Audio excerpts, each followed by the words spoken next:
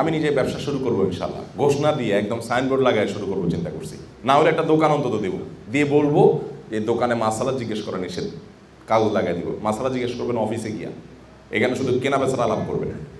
ওলামা একরাম যত বেশি আমরা আমাদের উপার্জনের জন্য বিভিন্ন মাধ্যম এবং সোর্সগুলো গ্রহণ করতে থাকবো, সমাজে আমাদের কথার ওজন ধার ভার তত বেশি হতে থাকবে। তাছাড়া এই দেশটা তো আমাদেরও, এই দেশটাকে সোনার বাংলাদেশ হিসেবে গড়ে তোলার জন্য আমাদেরও অবদান রাখার সুযোগ আছে না নাই?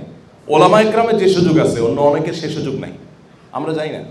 ওলামা একরাম সৎ, প্রয়োজন শুধুমাত্র দক্ষতা, অনেকে দক্ষও আছেন, দক্ষতা এবং সততা দুটো যদি যোগ হয়ে যায় এই লোকটাকে ঠেকাবে কি? এটা তো দেশের চেহারা বদলে দিবে। এই জন্য আমি আপনাদেরকে বিনীতভাবে অনুরোধ করবো যে আমাদেরকে ডাইনামিক হতে হবে। এখলাসটা আমাদের মধ্যে এনশিওর করার প্রয়োজনে আমাদের কোনো একটা উপার্জনের মাধ্যম গ্রহণ করতে হবে, যেন আমার ইমামতি, আমার খতিবগিরি, আমার মুয়াজ্জিনিটা এখান থেকে পয়সা না নিলেও আমার চলে। একটা টার্গেট থাকবে আগামী 10 বছর পর আমি সেই জায়গায় যাব, যে আমার না নিলেও চলবে, সেই জায়গায় আমি থাকবো, বা আমি বেতন নিয়ে নিব, আরেক টাকা দিয়ে দিব।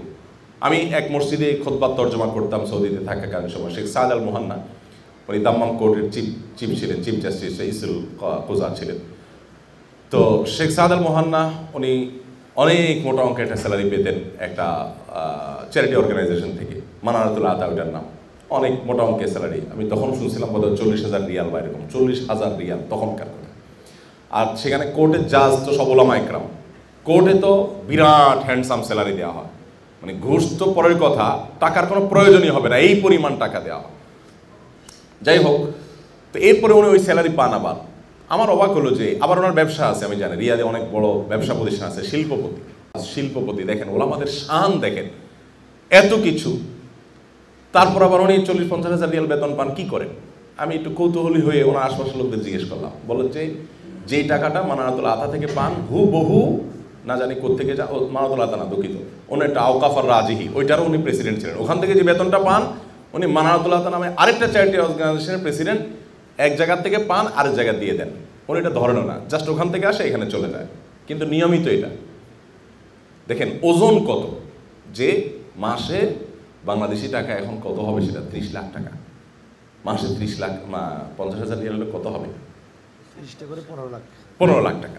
15 লাখ টাকা মাসে উনি ডোনেশন করছেন একটা স্যালারি থেকে, এরকম আরও বিভিন্ন জায়গা থেকে করছেন। এই কথাগুলো আপনাদের বলার উদ্দেশ্য হলো আমাদেরকে আজ বিভিন্ন উদ্যোগ গ্রহণ করতে হবে, ব্যবসা প্রতিষ্ঠান বিভিন্ন জায়গায় গড়ে তুলতে হবে। আমরা শুধু মুখে ওয়াজ করলে হবে না। আমি খুলনাতে যখন পড়াশোনা করি, খুলনা দারুল উলুমে, দারুল ইফতায়, তখন আমার উস্তাদ ছুটিতে গেছেন, আমাকে জুমার দায়িত্ব দিয়ে গেছেন হেলাতলা। হেলাতলা হলো খুলনার ব্যবসার প্রাণকেন্দ্র, পুরো বিভাগের বলা যেতে পারে। তো আমি একবার হালাল ব্যবসা নিয়ে আলোচনা করলাম জুমায়। পরে এক চাউলের ব্যবসায়ী উত্তরবঙ্গের, উনি আমাকে নামাজের পরে ডেকে বললেন, শুনেন, আমাকে মাঝে মধ্যে উনি খাওয়াইতেন, হালিম খাওয়াইতেন, চাটা খাওয়াইতেন, ছাত্র মানুষ, উনি একটু খাওয়াইতেন, মাদ্রাসার ছাত্র খাওয়াইলে খুশি হয়ে যেতাম। পরে আমাকে আদর করে বলতেছে, হুজুর মনে কিছু করিয়েন না, রাগ করিয়েন না, এই ব্যবসা নিয়ে আপনি আর ওয়াজ করবেন না। আমার খুব মেজাজ গরম হলো, আমি একটু বদমেজাজি মানুষ, বললাম ভাই কেন? বলেছে ভাই এটার কি বুঝেন আপনি? আপনি আমার চাউলের আড়তে বসেন এক সপ্তাহ, দেখেন কীভাবে আমি ব্যবসা করি, আপনি যা বলেন এগুলো সম্ভব না।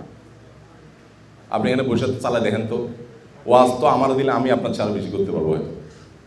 তো এই ওয়াজের কি মানে আছে? যেটা বাস্তব আপনি জানেন সেটা বল, যে বিষয়ে আপনার অভিজ্ঞতা বিষয়ে আপনি কথা বলেন না। যাই হোক, ওনার সাথে আমার সেরকম সম্পর্ক ছিল, রসিকতার সম্পর্ক ছিল, সেজন্য হয়তো উনি বলেছেন।